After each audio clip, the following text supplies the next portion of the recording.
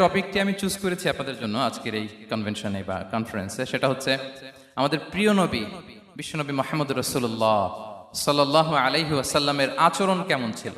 কেমন ছিল আমার প্রিয় নবীজির আচরণ?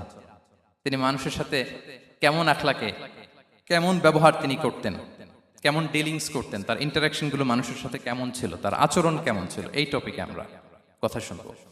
আমরা যদি কোরআনকে জিজ্ঞেস করি যে কোরআন তুমি বলো তো বিশ্বনবী সাল্লাল্লাহু আলাইহি ওয়াসাল্লামের আচরণ কেমন ছিল, আমার নবীর আখলাক কেমন ছিল, ব্যবহার কেমন ছিল, কোরআন খুব প্রিসাইজলি আমাদেরকে জানায় এবং বলে যে ওয়া ইন্নাকা লাআলা খুলুকিন আযীম, and verily you are on a very good standard of character.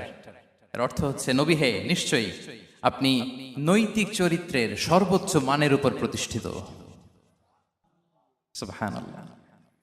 চারিত্রিক মাধুর্যতা, চারিত্রিক নির্মলতা,